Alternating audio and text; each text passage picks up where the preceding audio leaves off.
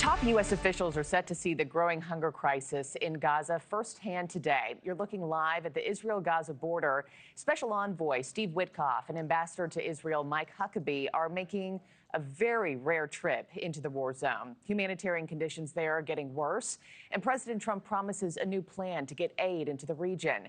NewsNation's Tom Dempsey is live for us in Washington, D.C. Tom, what exactly are we expecting from their visit today? Hey, good morning, Markie. Look, a special envoy to the Middle East, Steve Witkoff, and the U.S. ambassador to Israel, Mike Huckabee, literally traveling to the front lines of this food crisis in Gaza later today to inspect aid stations and speak directly with people experiencing this issue. Right here on NewsNation on Thursday night, Ambassador Huckabee spoke to us about the mission ahead. We're going to go firsthand. The president wants to report as soon as we get back.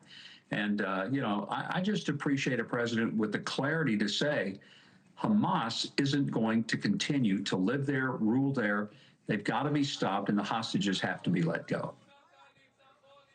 And as far as the timing for all this visit comes just a day after Huckabee and Witkoff met directly with Israeli Prime Minister Benjamin Netanyahu. This food crisis has gotten worldwide attention with images showing the despair. And earlier this week, the Israeli military announced a daily pause in fighting in parts of Gaza to allow more aid into the area. And for our viewers at home, for some perspective on this issue, data from the UN World Food Program shows more than 1 in 3 people in Gaza are now going days without food, and over 500,000 people are experiencing famine-like conditions.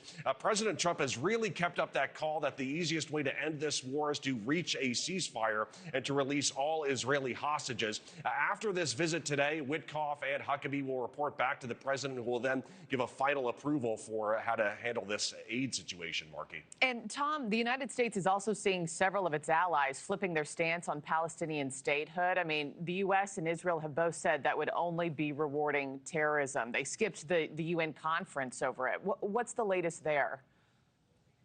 Yeah, this is all part of that pushback against Israel for its handling of the war. And we've seen countries like France and Canada come out supporting this push for statehood for Palestine. So this is still an evolving situation and all sorts of reactions coming in from world leaders. Again, it's Canada and France that have come out in support of all this. But now, United Kingdom Prime Minister Keir Starmer has said if Israel does not end the war soon, the UK could join that group. But this issue has even impacted tariff negotiations, with President Trump slamming Canada's position, saying that will make it very hard for us to make a trade deal with them. Secretary of State Marco Rubio also pushing back on the idea that saying granting statehood for Palestine would be showing support for Hamas's invasion of Israel.